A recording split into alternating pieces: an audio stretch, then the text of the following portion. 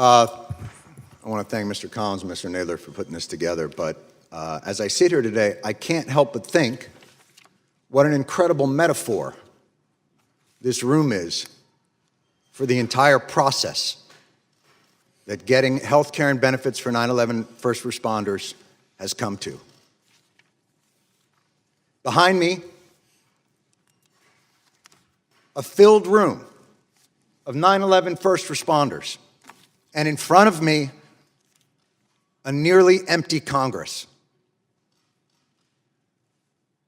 Sick and dying, they brought themselves down here to speak to no one. It's shameful. It's an embarrassment to the country, and it is a stain on this institution. And you should be ashamed of yourselves for those that aren't here, but you won't be. Because accountability doesn't appear to be something that occurs in this chamber. We don't want to be here.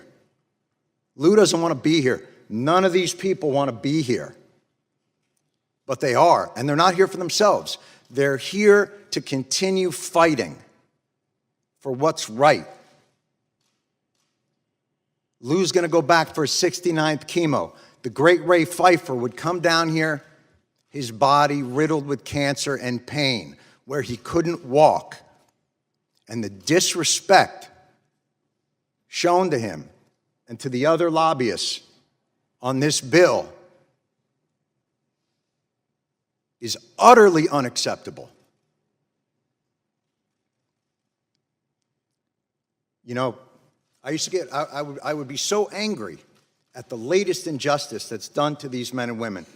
And, you know, another business card thrown our way as a way of shooing us away, like children trick-or-treating, rather than the heroes that they are and will always be. Ray would say, "Calm down, Johnny, calm down. I got all the cards I need." And he would tap his pocket.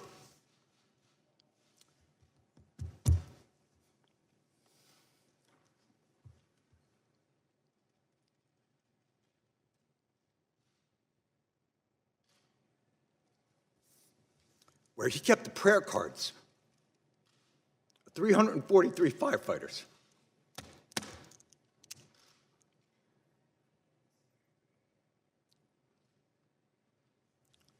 The official FDNY response time to 9/11 was 5 seconds.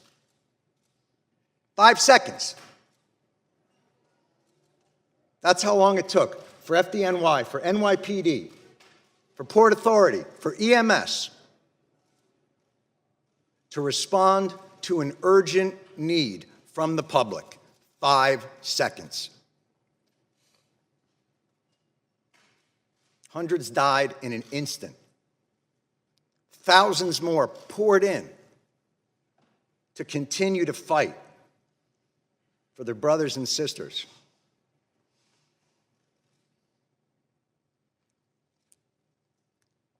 The breathing problem started almost immediately. And they were told they weren't sick, they were crazy.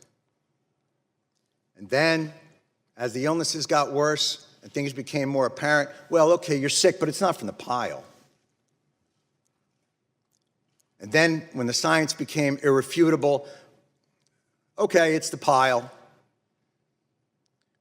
But this is a New York issue.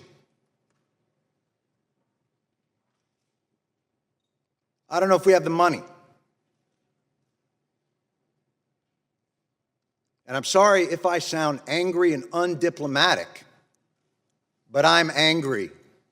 And you should be too, and they're all angry as well. And they have every justification to be that way. There is not a person here, there is not an empty chair on that stage that didn't tweet out, "Never forget the heroes of 9/11. Never forget their bravery. Never forget what they did, what they gave to this country." Well, here they are. And where are they? And it would be one thing if their callous indifference and rank hypocrisy were benign, but it's not. Your indifference costs these men and women their most valuable commodity, time.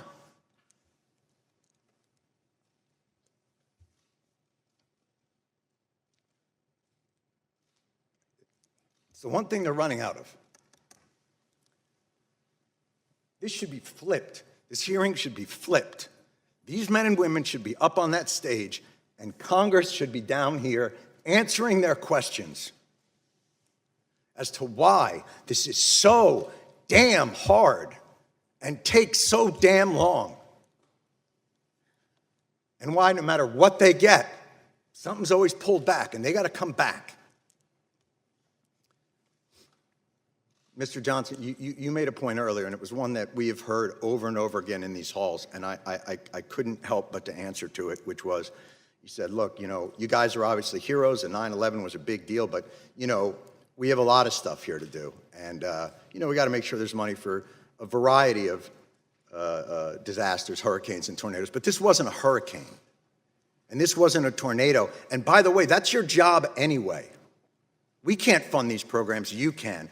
Setting aside that no American in this country should face financial ruin because of a health issue. Certainly 9/11 first responders shouldn't have to decide whether to live or to have a place to live.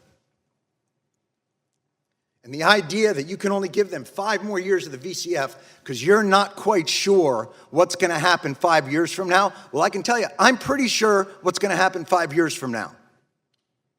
More of these men and women are going to get sick, and they are going to die. And I am awfully tired of hearing that it's a 9/11 New York issue. Al-Qaeda didn't shout death to Tribeca.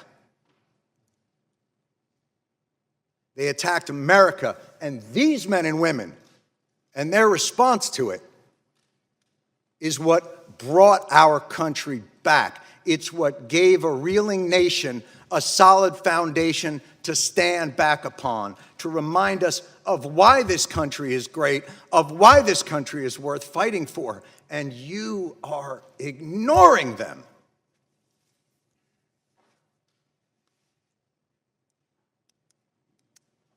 And you can end it tomorrow.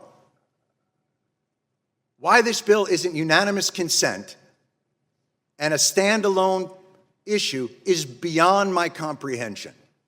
And I have yet to hear a reasonable explanation for why. It'll get stuck in some transportation bill or some appropriations bill and get sent over to the Senate, where a certain someone from the Senate will use it as a political football to get themselves maybe another new import tax on petroleum, because that's what happened to us in 2015. And we won't allow it to happen again. Thank God for people like John Field. Thank God for people like Ray Pfeiffer. Thank God for all of these people who will not let it happen.